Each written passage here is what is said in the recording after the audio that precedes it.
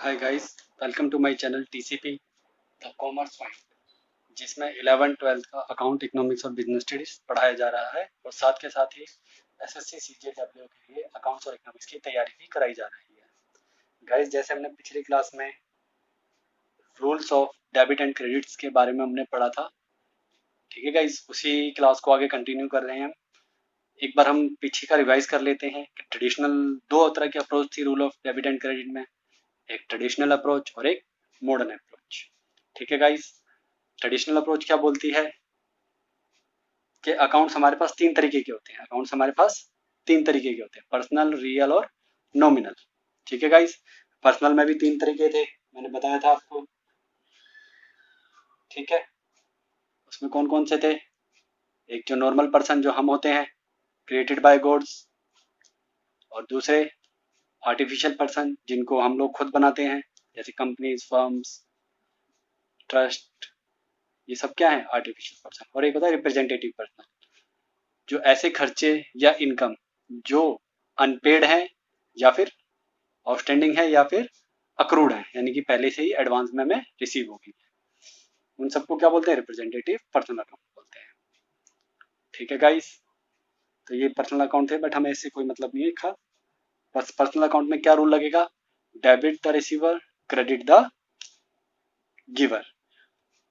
Debit the receiver, credit the giver, ये है personal account. Real account किससे relate करता है हमारा? रियल अकाउंट किससे रिलेट करता है हमारा? एसेट्स से। किससे रिलेट करता है? एसेट से। तो एसेट्स के लिए हमारे पास क्या रूल है? Debit what's come in, credit what goes out. ठीक है गाइस। नॉमिनल अकाउंट क्या है? एक्सपेंस और इनकम। नॉमिनल अकाउंट किसके बारे में कहता है? कि एक्सपेंस और इनकम के बारे में हमें बताता है। क्या बताता है? Debit all the expenses and losses and credit all income and gains. ठीक है गाइस, चलिए अब चलते हैं मॉडर्न अप्रोच के ऊपर। ठीक है, मॉडर्न अप्रोच क्या बोलती है? मॉडर्न अप्रोच है ना, देखो मेनली क्या है, चार, वैसे तो चार ही पार्ट है मॉडर्न अप्रोच के, हम पांच में डिवाइड करते हैं, बट मेनली पांच ही है, क्योंकि कैपिटल भी लाइबिलिटी होती है। कैपिटल भी लाइबिलिटी होती है। कैपिटल और लाइबिलिटी एक ही चीज होती है एक तरीके से।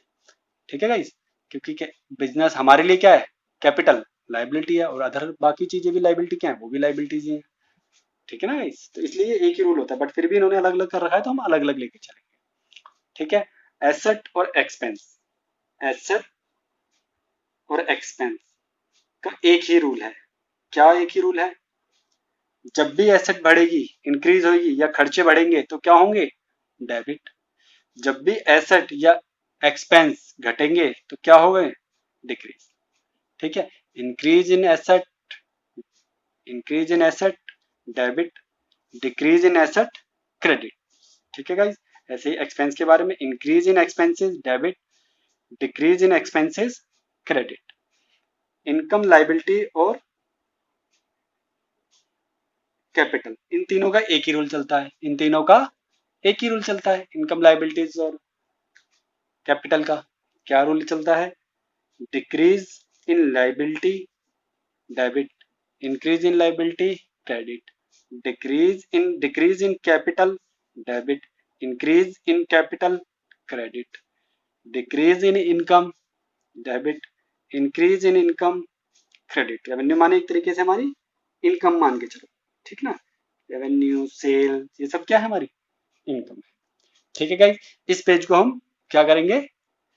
हमेशा याद रखेंगे, ट्रेडिशनल अप्रोच और मॉडर्न अप्रोच को। बीच बीच में इसको हम चेक भी करते रहेंगे, रूल्स को देखते भी रहेंगे।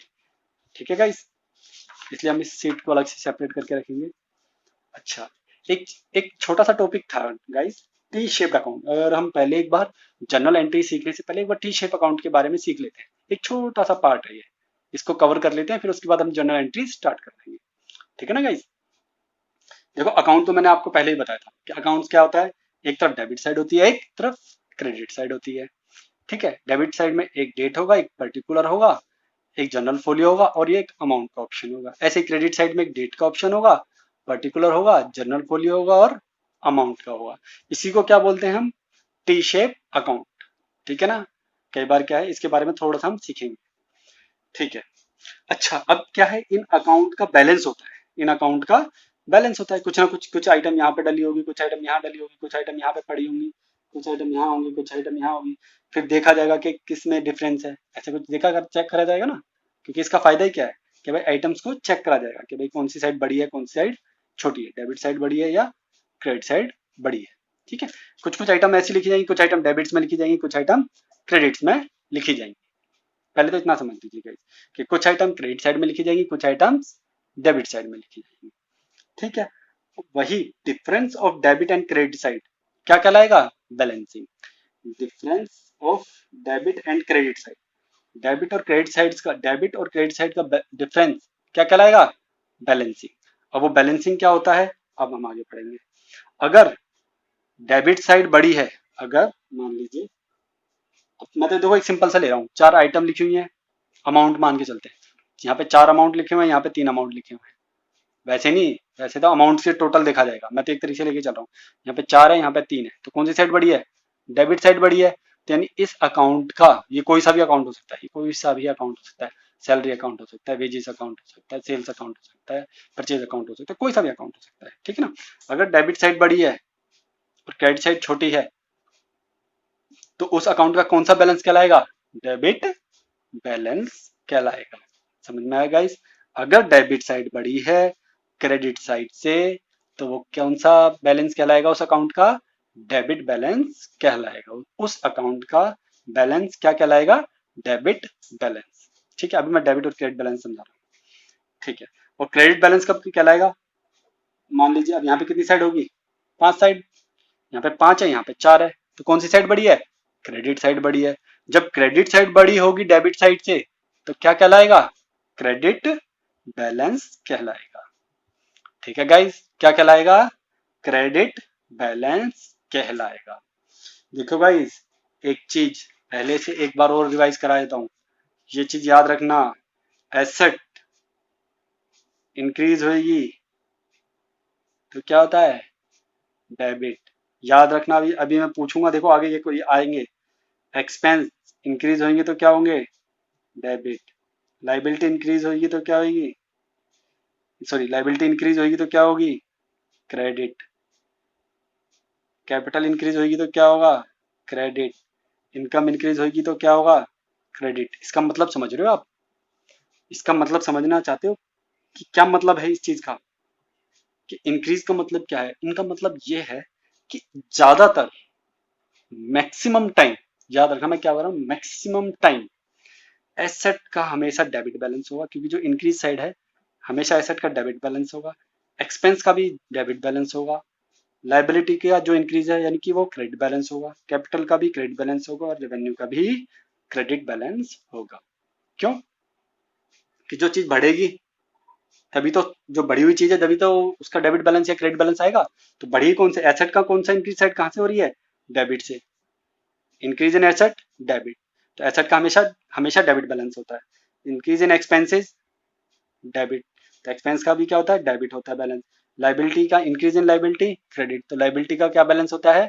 क्रेडिट बैलेंस होता है। Capital increase in capital credit, capital का भी क्या बैलेंस होता है? मैक्सिमम टाइम 99% टाइम क्या होता है? क्रेडिट बैलेंस होता है। डेबिट बैलेंस भी होगा, वो आपको मैं धीरे धीरे धीरे धीरे जैसे जैसे हम आगे पढ़ते जाएंगे ना, वो सारी चीजें क्लियर होती जाएंगी। बट अभी पहले हमें इतना ही सीखना है कि कौन से का डेबिट बैलेंस होता है और किसका क्रेडिट बैलेंस होता है। ठीक है ना गाइस? इनकम का कौन सा है? इंक्रीज इन इनकम क्रेडिट होता है, तो इनकम का कौन सा बैलेंस होगा? क्रेडिट बैलेंस होगा। ठीक है गाइस, इसलिए मैं कह रहा हूं ये सीट याद रखना बहुत इंपॉर्टेंट है। ठीक है, अब देखो, एसेट का हमेशा क्या होगा?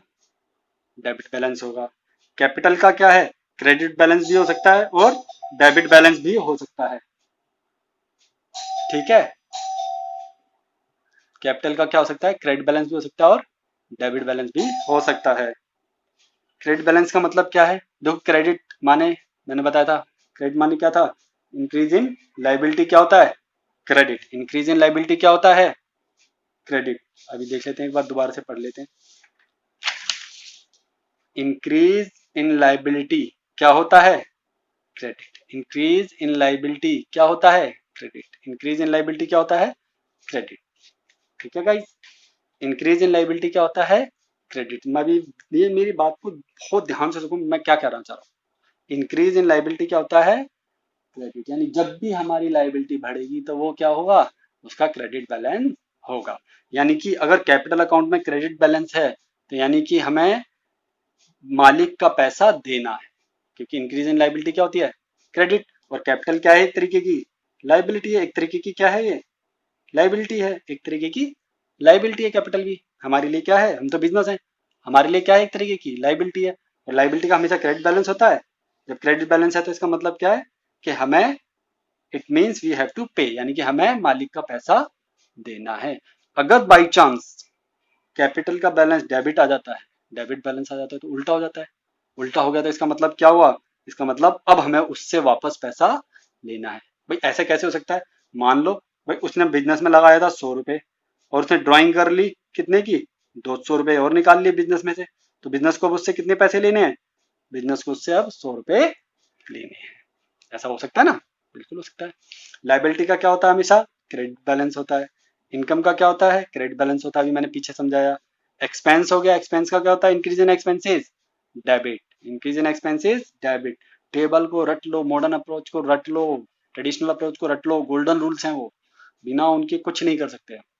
समझ लो एक तरीके से इंग्लिश सीखने के लिए एबीसीडी जरूरी ना, भाई साहब अकाउंट सीखने के लिए ना मॉडर्न अप्रोच और ट्रेडिशनल अप्रोच, खाली ये नहीं है कि कोई एक से ही काम चल जाएगा, भाई दोनों ही सीखना बहुत जरूरी है।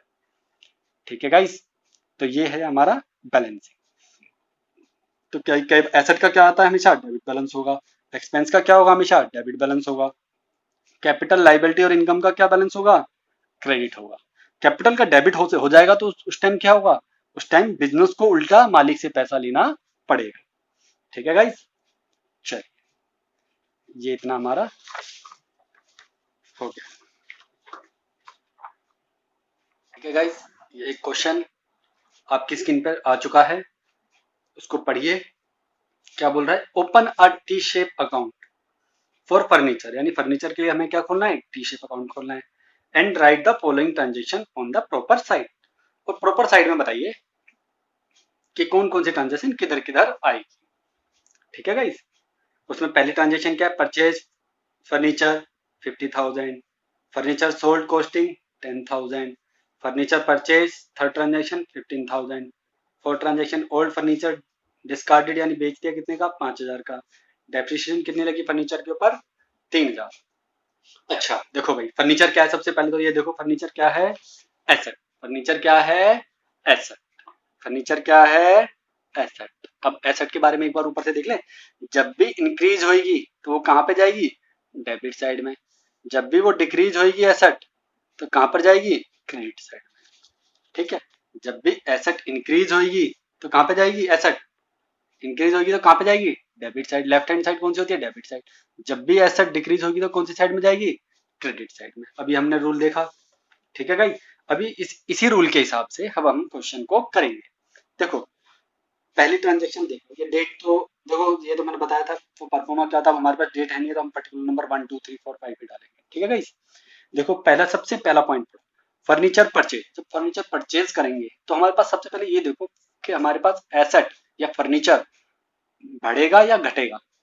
सोचो, जब हम परचेज करेंगे तो सीधी सी बात है हमारे पास बढ़ेगा, बढ़ेगा तो इसका मतलब इंक्रीज इन एसेट क्या होगा, डेबिट। अभी पढ़ा था ना मैंने rule, increase in asset debit, increase in asset debit. इस चीज को मैं बार बार यूज करूंगा ताकि आपके दिमाग में एकदम सेट हो जाए। इंक्रीज इन एसेट डेबिट, तो पहली साइड, पहली ट्रांजेक्शन परचेज फर्नीचर कहां पे आएगी, डेबिट साइड पे आएगी, फर्नीचर परचेज। ठीक है गाइस, जब भी फर्नीचर परचेज हो कितना आया, 50,000। नेक्स्ट सेकंड ट्रांजेक्शन क्या है, फर्नीचर सोल्ड।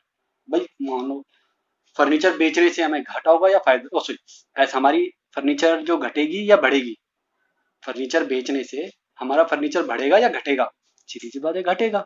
जब घटेगा तो हमारा रूल क्या बोलता है, रूल बोलता है डिक्रीज इन एसेट क्या होगा, क्रेडिट।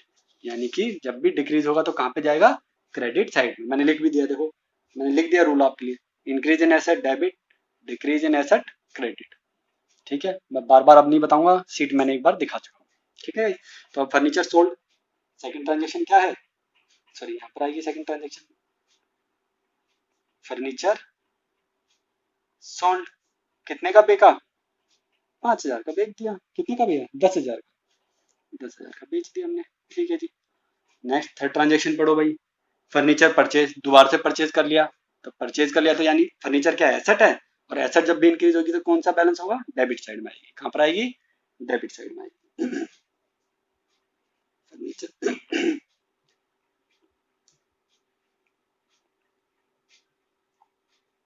फर्नीचर परचेज कितना है? Furniture purchase 15,000। फोर ट्रांजेक्शन पढ़ो guys. Old furniture discarded, old furniture को हमने कितने में बेच दिया? 5,000 में बेच दिया। जब भाई पुराना फर्नीचर बेच दिया तो हमारा फर्नीचर क्या हो गया होगा? घट गया होगा। और डिक्रीज इन फर्नीचर क्या है? एसेट। तो डिक्रीज इन एसेट क्या होता है? क्रेडिट। डिक्रीज इन एसेट क्या होता है? क्रेडिट। यानी तो क्रेडिट साइड में एंट्री आ जाएगी डिस्कार्डेड फर्नीचर। अभी तो देखो सिंपल सा एक चीज समझाया जा रहा है। अभी ये हकीकत में अकाउंट नहीं चल रहा है। अभी अकाउंट बिल्कुल नहीं चल रहा है। ये बस आपको थोड़ा सा increase in asset, decrease in asset, ये चीज सिखाया जा रहा है। ठीक है। फिर हम होगा यही बट इसकी प्रॉपर एंट्री होगी। वो एंट्री कैसे होगी? वो जर्नल एंट्री में हम सीखेंगे। ठीक है ना। अभी पहले इतना ही समझ तो कितने का? ये 5,000। ठीक है। डेप्रिसिएशन ऑन फर्नीचर, यानी कि देखो डेप्रिसिएशन क्या होता है? किसी चीज में घिसावट, यानी उसकी वैल्यू कम होना, उसकी वैल्यू कम होना घिसावट कहलाता है डेप्रिसिएशन। अच्छा, डेप्रिसिएशन जब फर्नीचर पे लगेगा तो उसकी वैल्यू बढ़ेगी या घटेगी? सीधी सी बात है, घटेगी। डेप्रिसिएशन का मतलब ही घिसावट है। तो उसकी वैल्यू क्या होगी? एसेट की वैल्यू कम होगी। जब ये एस फर्नीचर क्या है? एसेट है। तो डिक्रीज इन एसेट क्या होगा? Credit side. यानी कि जो डेप्रिसिएशन है उसकी एंट्री कहाँ पर आएगी? क्रेडिट साइड में आएगी। कितना है डेप्रिसिएशन? 3,000। अब एक बार टोटल करके देखें। 10, 5, 15, 3, 18। इस साइड का टोटल तो 18 है। इस साइड का टोटल 15 और 50, 50 और 15 65,000। यानी कि डेबिट साइड 65,000 है और क्रेडिट साइड अभी कितना है? सिर्फ 18,000। तो कितना कितना इसको जी भाई यहाँ पर तो टोटल क्या होना चाहिए? इक्वल होना चाहिए। तो यहाँ पे कितना अमाउंट और डालूं मैं? यहाँ पर कितना अमाउंट और डालूं? 47,000। तो इसको बोलेंगे बैलेंस सीडी। यानी बैलेंस सीडी इसका मतलब समझे हो? Balance close down. इसका मतलब ये है हमारे पास लास्ट में इतने 47,000 की एसेट बची है। अब ये क्रेडिट साइड में लिखा हुआ है, इसका मतलब ये नहीं है कि इसका क्रेडिट बैलेंस है। कौन सा बैलेंस है? जोन सी साइड का टोटल बड़ा है। कौन सी साइड का टोटल बड़ा है? डेबिट साइड का, क्योंकि इसका टोटल 65,000 है। तो डेबिट साइड का बैलेंस है। इसको ये तो थी नहीं आइटम। तो इसका कितना था? सिर्फ 18,000। तो इसका कितना था? 65,000। क्रेडिट साइड 18,000 की, डेबिट साइड 65,000 की। तो कौन सी साइड बड़ी है? डेबिट साइड बड़ी है। और डेबिट साइड बड़ी है तो कौन सा बैलेंस कहलाएगा? ये जो बैलेंस है वो कौन सा कहलाएगा? डेबिट बैलेंस, बट लिखा क्रेडिट साइड में जाएगा। ठीक है गाइस। अच्छा, तो देखो मैंने पहले ही बताया था एसेट का हमेशा क्या होता है? मैंने पहले ही बताया था कि क्या बताया था? कि डेबिट बैलेंस होता है। ठीक है। तो एसेट का डेबिट बैलेंस है। नेक्स्ट क्वेश्चन आपकी स्क्रीन पर आ चुका है गाइस। देखिए, open a T shape account of a creditor. अब देखो क्रेडिटर बोले तो लाइबिलिटी, क्रेडिटर बोले तो लाइबिलिटी में लिख देता हूँ। क्रेडिटर बोले तो लाइबिलिटी, जिनको पैसा हमें देना है, इनसे माल खरीदा होगा हमने, अब इनका पैसा वापस करना है। ठीक है जी, लाइबिलिटी है। पढ़ो जी इसके बारे में क्या क्या बोल रहा है कि भाई परचेज गुड्स, हमने क्या है? मोहन है। ठीक है। टी शेप अकाउंट खोलना है किसका? मोहन का, जो कि क्या है? हमारा एक क्रेडिटर है। ठीक है जी। इससे परचेज गुड्स करे उधार पर कितने? 50,000 के। Second transaction paid to Mohan कितना? 30,000। गुड रिटर्न टू मोहन कितना वापस कर दिया? 3,000। Repurchase goods from Mohan, Mohan से दोबारा उधार पर खरीद दिया कितने का? 10,000 का। अच्छा, इसमें देखो तुमने ध्यान दिया इसके अंदर कैश की एंट्री क्यों नहीं लिखी गई? अगर हम कैश लिख देते कि भाई गुड परचेज या good purchase on cash from Mohan, तो लिख सकते हैं हम इसके अंदर। सोचो भाई, अगर कैश में लिख देते तो क्या मोहन क्रेडिटर बनता? बनता ही नहीं यार। सिंपल लॉजिक है। अगर कैश में पेमेंट हो जाती तो वो क्या हमारा क्रेडिटर होता? फिर क्या का क्रेडिटर है? क्रेडिटर का मतलब तो वो है जिससे हमने उधार पे माल लिया है। ठीक है गाइज।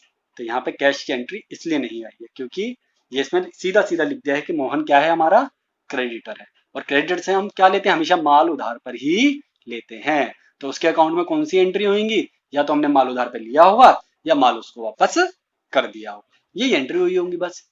ठीक है ना, कैश की एंट्री क्यों नहीं आ सकती, क्योंकि अगर कैश परचेज कर लिया तो वो हमारा क्रेडिटर तो कभी बनेगा ही नहीं। ठीक है गाइस, चलिए अब हम इसकी एंट्री डालते हैं। पहले तो मुझे ये बताओ हमारा रूल क्या बोलता है, increase in liability credit, decrease in liability debit. यानी जब भी लाइबिलिटी बढ़ेगी तो क्रेडिट साइड में एंट्री करेंगे, और जब भी लाइबिलिटी घटेगी तो डेबिट साइड में एंट्री करेंगे। ठीक है गाइस, समझ में आया। पढ़िए पहली ट्रांजेक्शन हमारी क्या थी, first transaction, purchase goods from Mohan on credit 50,000। यानी मोहन से हमने कितना का उधार लिया, 50,000 का माल उधार लिया। अब देखो 50,000 का उधार लिया तो क्या हो गया होगा, हमारी लाइबिलिटी बढ़ गई होगी 50,000 से, क्योंकि उधार पे माल लिया है। तो इंक्रीज इन लाइबिलिटी क्रेडिट, यानी पहली ट्रांजेक्शन कहाँ पे आएगी, परचेज। कितने का परचेज करा, 50,000 का। नेक्स्ट ट्रांजेक्शन क्या बोलती है, पेड टू मोहन 30,000। यानी मोहन को कितना कर दिया हमने, 30,000 पे कर दिया। अब 30,000 पे कर दिया तो अब क्या हो गया होगा हमारे, हमने उसको भाई उधार कुछ माल उधार लिया था, हमने उसके पैसे वापस कर दिए, तो हमारी लाइबिलिटी क्या होगी, डिक्रीज। लाइबिलिटी क्या होगी हमारी, डिक्रीज। और डिक्रीज इन लाइबिलिटी क्या होता है, डेबिट। यानी कि ये वाली एंट्री कहाँ पे आएगी, डेबिट साइड में। तो यहाँ पे क्या होगा, कैश पेमेंट कर दिया हमने, कितना पे कैश पेमेंट कर दिया उसको, 30,000 रुपये। थर्ड ट्रांजेक्शन पढ़िए, good return to Mohan 3,000। Mohan को 3,000 के गुड्स वापस कर दिए। 3,000 के गुड्स वापस कर दिए हमने, तो देखो क्या हो गया होगा हमारी लाइबिलिटी, भाई उससे हमने माल लिया पहले, मान लो 10,000 का या 50,000 का माल लिया, ठीक है, उसमें से 3,000 का वापस कर दिया, तो हमारी लाइबिलिटी क्या होगी, घट गई ना भाई, 3,000 का वापस कर दिया, भाई ले जा अपना माल, तो 3,000 से क्या हो जाएगी हमारी लाइबिलिटी, घट जाएगी। और डिक्रीज इन लाइबिलिटी क्या होता है, डेबिट। डिक्रीज इन लाइबिलिटी क्या होता है, डेबिट। तो गुड्स रिटर्न, ये सिंपल सिंपल है भी, ऐसा ऐसा कुछ नहीं लिखा जाएगा, बाद में ऊपर बताया जाएगा कि कैसे लिखा जाता है।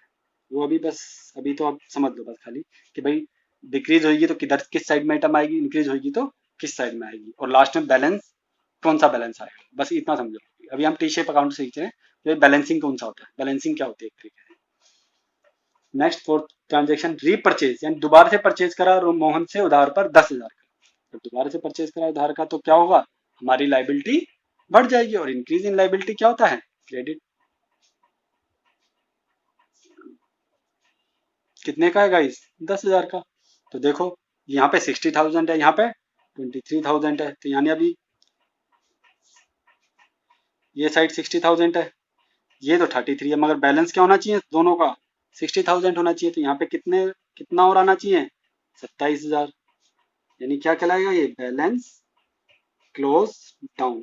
यानी कि इसकी क्रेडिट साइड बड़ी थी, इसकी क्रेडिट साइड बड़ी थी, तो इसलिए इसका ये जो 27,000 है क्या कहलाएगा, क्रेडिट बैलेंस। और लाइबिलिटी का हमेशा क्या होता है, मैंने पहले बताया था, कौन सा बैलेंस होता है, क्रेडिट बैलेंस होता है। डेबिट बैलेंस दो का होता है, एसेट और एक्सपेंस का डेबिट बैलेंस होता है। इनकम, कैपिटल और लाइबिलिटी, इनका बैलेंस क्या होता है, क्रेडिट बैलेंस होता है। ठीक है गाइस, तो देखो इनकी हमेशा क्रेडिट साइड बड़ी पाएगी, ज्यादातर 99% केस में इनकी एसेट से देखो क्रेडिट साइड बड़ी है, तो इसलिए इसका क्या आ जाएगा, क्रेडिट बैलेंस। कितना है वो क्रेडिट बैलेंस, 27,000। इसका मतलब क्या है इस 27,000 का, भाई ये बात समझ में नहीं आई। इस 27,000 का मतलब ये है कि अभी हमें मोहन के 27,000 रुपये देने हैं, अभी हमें मोहन के 27,000 रुपये देने हैं। अगर डेबिट में आ जाता गलती से फिर क्या होता, मोहन क्या आता, डेबिट बैलेंस है तो हमारी क्या बन जाती, एसेट। डेबिट, भाई देखो डेबिट बैलेंस का मतलब क्या है, एसेट। एसेट होता, अगर बाई चांस डेबिट बैलेंस आ जाता तो इसका मतलब क्या है, मोहन से हमें उल्टा पैसा लेना होता, भाई ला भाई पैसा दे हमारा। ठीक है, कई बार ऐसा भी होता है। ठीक है गाइज, चलिए ये क्वेश्चन खत्म हो गया। अब कुछ कुछ थोड़ा आइडिया लग रहा है आपको, ऐसे ही अब हम एक नेक्स्ट क्वेश्चन करेंगे।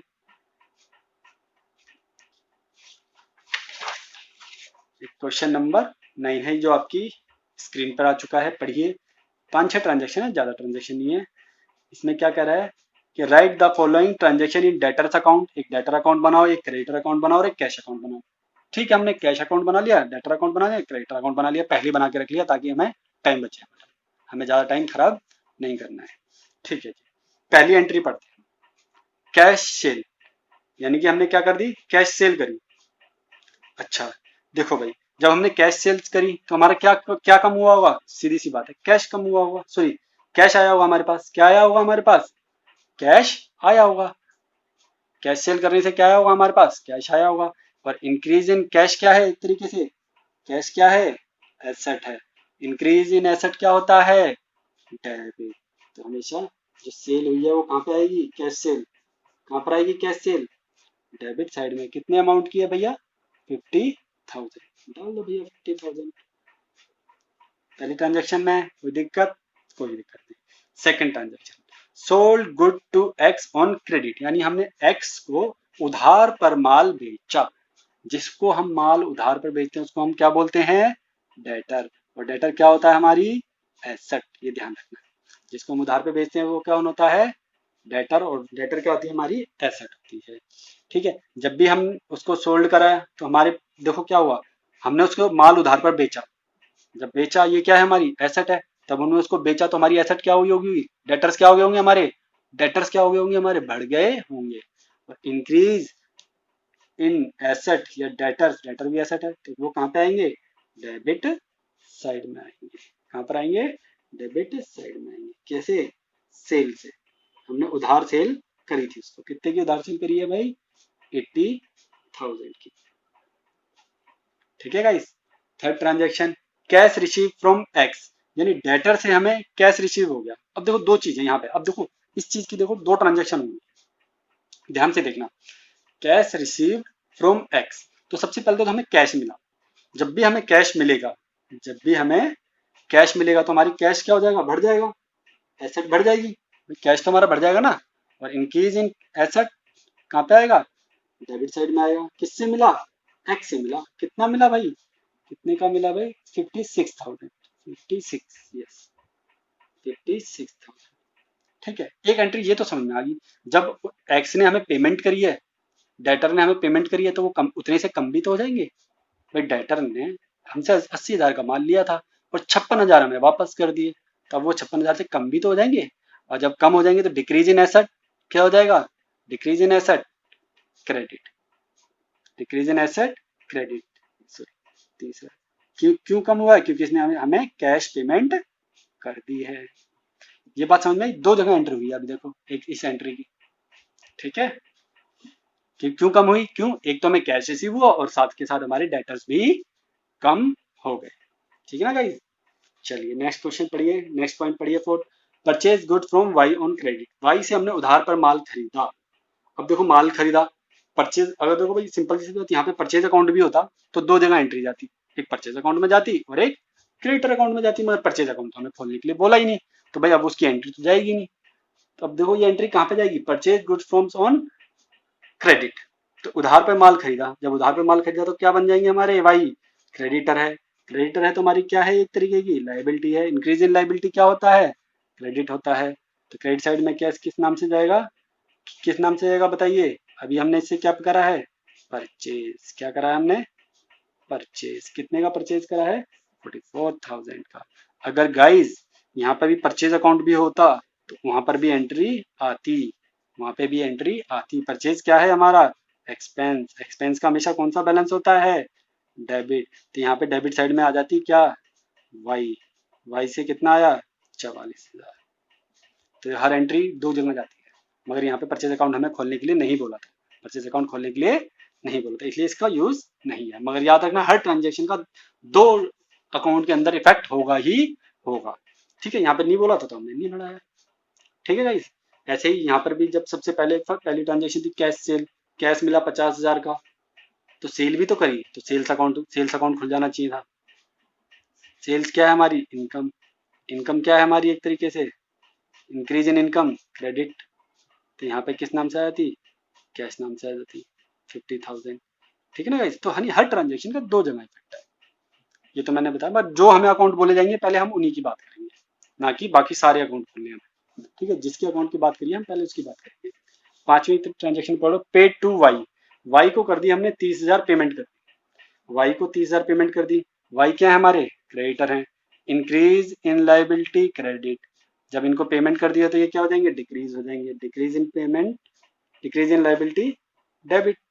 5 ही ट्रांजेक्शन है। कैश कितना पेमेंट कैश कर दिया हमने, 30,000 का। जब 30,000 का पेमेंट करा है तो साथ के साथ हमारा कैश अकाउंट भी क्या हो गया होगा, 30,000 से कम हो गया होगा।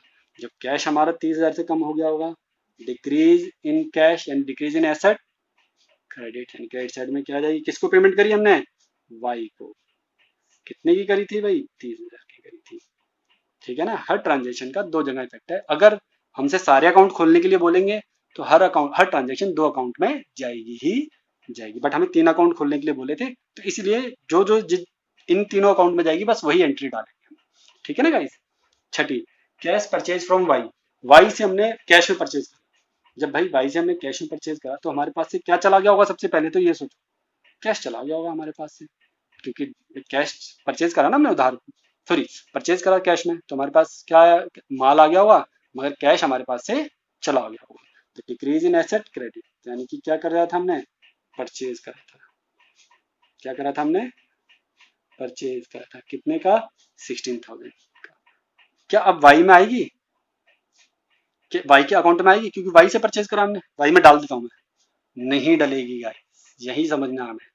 वाई से जब हम उधार पर लेते हैं क्रेडिटर से, तभी वो क्रेडिटर बनते हैं। अगर हमने कैश में परचेज कर लिया तो फिर काय की लाइबिलिटी है, फिर किस बात की लाइबिलिटी, हमने कैश पेमेंट लिया, इधर से माल लिया, एक हाथ से माल लिया, एक हाथ से पैसे दे दिए। हाँ, अगर पैसे नहीं देते तो हम वाई को, क्रेडिटर को लाइबिलिटी बनती है हमारी। ठीक है गाइस। अब यहाँ पर हम एक बार टोटल कर लेते हैं।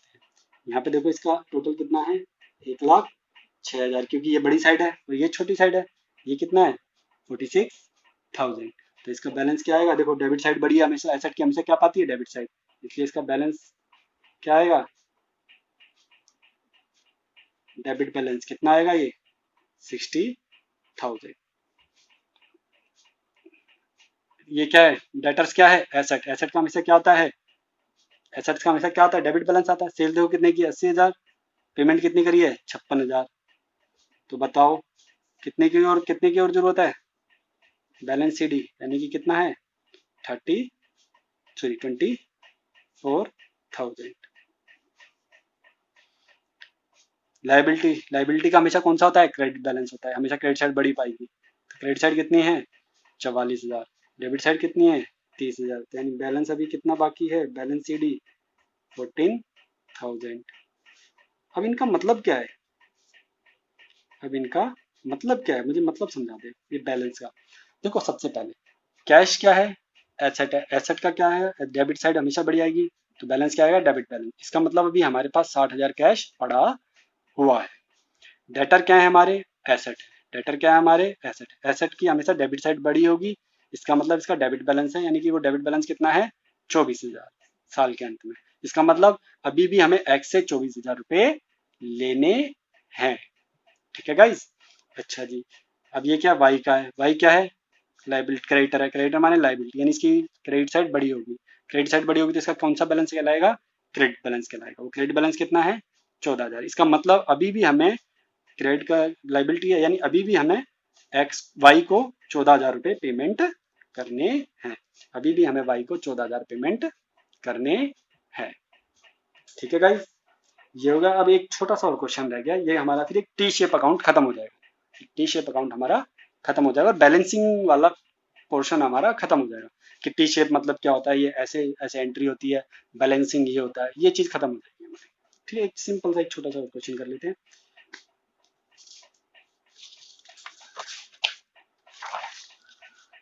ठीक है, फिर उसके बाद हम जनरल एंट्री नेक्स्ट क्लास में स्टार्ट करेंगे। ठीक है गाइस, क्वेश्चन आपकी स्क्रीन पे देखिए। ये कह रहा है कि डी बुद्धि राजा प्रोपराइटर है, मालिक है। उसने सबसे पहले क्या करा, कैपिटल इंट्रोड्यूस करी, 30,000 की ड्राइंग कर ली, 6,500 की, फिर से कैपिटल इंट्रोड्यूस कर दी, 22,000 की। प्रॉफिट हो गया साल के दौरान 75,000 का। सबसे पहले तो कैपिटल अकाउंट है, ये क्या है, ये कैपिटल अकाउंट। कैपिटल अकाउंट एक तरीके से क्या होता है, लाइबिलिटी होता है। क्या होती है हमारी, लाइबिलिटी होती है। और इंक्रीज इन लाइबिलिटी क्या होता है, क्रेडिट। और डिक्रीज इन लाइबिलिटी क्या होता है, डेबिट। ये बात ध्यान रखना। ठीक है भाई, अब हम इसमें क्या प्रॉपर वे में करेंगे एंट्री। अब हम क्या करेंगे इसमें प्रॉपर वे में एंट्री करेंगे कि कैसे एंट्री करती है। ठीक है गाइस, चलिए पहली ट्रांजेक्शन कैपिटल इंट्रोड्यूस। जब भी कैपिटल इंट्रोड्यूस करी जाएगी तो हमारी लाइबिलिटी क्या हो जाएगी, हम तो बिजनेस है, हमारी लाइबिलिटी क्या हो जाएगी, बढ़ जाएगी। कैपिटल इंट्रोड्यूस, ठीक है, तो किसके कैश से ही लाया होगा, बाय कैश। क्रेडिट साइड में हमेशा बाय कैश लिखा जाता है, डेबिट साइड में हमेशा टू लिखा जाता है। ठीक है गाइस, बाय कैश कितनी लेके आया था, 30,000 की। ठीक है, सेकंड ट्रांजेक्शन ड्राइंग कर ली उसने कितने की, 6,500 की। जब भी ड्राइंग करेगा तो क्या हो जाएगी उसकी, क्या हमारी लाइबिलिटी क्या हो जाएगी भाई, इसने 30,000 लगाई तो उसमें से 6,500 निकाल लिए, तो हमारी लाइबिलिटी क्या हो जाएगी, decrease. Decrease in liability debit, यानी कि टू, किस कैश क्यों कम हुई, क्योंकि उसने ड्राइंग कर ली थी, क्योंकि उसने ड्राइंग कर ली थी। कितनी की ड्राइंग करी थी, 6,500 की। ठीक है, आगे पढ़ते हैं ड्राइंग के बाद। फर्दर कैपिटल इंट्रोड्यूस 22,000, उसने फर्दर कैपिटल इंट्रोड्यूस कर दी कितने की, 22,000 की। हमारी लाइबिलिटी कितनी से बढ़ जाएगी, अब दोबारा उसने पैसा लगा दिया बिजनेस के अंदर, दोबारा से बिजनेस के अंदर गया तो उसकी कैपिटल बढ़ जाएगी। कैपिटल बढ़ जाएगी तो इसका मतलब हमारी लाइबिलिटी बढ़ जाएगी। और इंक्रीज इन लाइबिलिटी क्या होता है, इंक्रीज इन लाइबिलिटी क्या होता है, क्रेडिट। दोबारा से उसने क्या करा, इंट्रोड्यूस करी तो क्या लेके आया हुआ है, कैश लेके आया हुआ। बाई कैश अकाउंट कितने से इंट्रोड्यूस करी है, 22,000 से। ठीक है गाइस, चलो ठीक है। आगे क्या बोला है, प्रॉफिट फॉर द ईयर कितना है, period, profit for the period कितना है, 7,500। अब देखो मालिक को फायदा होगा तो उसकी कैपिटल में क्या होगा, प्लस होगा, मैंने पहले ही बताया था। और लॉस होगा तो वो क्या होगा, माइनस होगा। ठीक है ना भाई, उसकी कैपिटल फायदे क्या होगा, फायदे से उसकी कैपिटल बढ़ जाएगी, घाटे से घट जाएगी। जब उसकी प्रॉफिट हुआ है तो फायदा हुआ है तो उसकी क्या हो जाएगी, कैपिटल बढ़ जाएगी। और कैपिटल बढ़ जाएगी एक तरीके से क्या हो जाएगा, इंक्रीज इन लाइबिलिटी क्या होता है, क्रेडिट। तो by profit and loss, P&L लिख दिया मैंने कितना, 7,500। ठीक है गाइस, इसका टोटल करा जाए, इसका टोटल कितना आएगा, 59,500। ठीक है, बैलेंसिंग कितना आएगा, अब ये देखो क्रेडिट साइड बड़ी है, डेबिट साइड छोटी है, तो इसका बैलेंस क्या कहलाएगा, क्रेडिट बैलेंस कहलाएगा। और लाइबिलिटी का हमेशा क्या होता है, क्रेडिट बैलेंस हो जाएगा। बस क्या कहेंगे, बस एंट्री यहाँ पे टू बैलेंस क्लोज डाउन, कितना आ जाएगा, 53,000। अब ये दोनों के दोनों क्या हो जाएगा, ये भी 59,500 हो जाएगा। इसका मतलब क्या हुआ, अभी भी हमें क्रेडिट बैलेंस है ना इसका, अब इसका मतलब ये है अभी भी हमें मालिक के कितने पैसे देने हैं, 53,000 बैलेंस अभी भी हमें उसके देने हैं। ठीक है गाइस, ये हो गया हमारा बैलेंसिंग। बैलेंसिंग समझ में आई, यानी जिसकी क्रेडिट साइड बड़ी है तो क्रेडिट बैलेंस, डेबिट साइड बड़ी है तो डेबिट बैलेंस। एसेट और एक्सपेंस का हमेशा क्या आता है, maximum time debit balance. Capital, liability और इनकम का क्या बैलेंस आता है, क्रेडिट बैलेंस आता है। देखो कैपिटल का भी अभी क्या आया है, क्रेडिट साइड बड़ी आई है, यानी कि क्रेडिट बैलेंस आया है। अभी हमने क्वेश्चन भी करके देख लिया, तो समझ में आया टी शेप अकाउंट क्या होता है। हमेशा क्रेडिट साइड में क्या एंट्री होती है, बाय से एंट्री होती है, और डेबिट साइड में हमेशा किससे एंट्री होती है, टू से एंट्री होती है। ठीक है गाइस, ये एक छोटा सा टॉपिक था टी शेप अकाउंट, यानी कि इसके अंदर एक टॉपिक आ जाएगा तो आप बैलेंसिंग करना या उसके अंदर एंट्री करना कैसे हम कर सकते हैं। ठीक है, अब हम नेक्स्ट क्लास में जनरल एंट्री करना सीखेंगे गाइस, बहुत बहुत जरूरी है, अपनी समझ लो। ये भी एक तरीके से दोबारा रिपीट होना है, जो हमने ये पढ़ा है ये भी एक तरीके से सारा का सारा रिपीट होना है, बट उस टाइम जनरल एंट्री पास करने के बाद वो एंट्री इन्हीं अकाउंट्स में जाएगी। ठीक है ना, तो थोड़ा सा एक रफ आइडिया ले लिया हमने कि कैसे कैसे जाएगी। तो ये छोटा सा टॉपिक था टी शेप एंड बैलेंसिंग, वो हमारा खत्म हो गया है। नेक्स्ट क्लास में गाइस हम जनरल एंट्री श्योर स्टार्ट करेंगे, और बी रेडी, बिना उसके अकाउंट कुछ नहीं है। उस क्लास में बहुत ज़्यादा फोकस माइंड से बैठना है। ठीक है गाइस, थैंक यू, आज के लिए इतना ही काफ़ी है। हमारी वीडियोस को शेयर लाइक करना मत भूलिए, और चैनल को सब्सक्राइब जरूर कीजिए, और साथ के साथ बेल आइकन को जरूर दबाइए, ताकि जो भी लेटेस्ट वीडियो हो उसका नोटिफिकेशन आपके पास पहुंच जाए। Bye guys.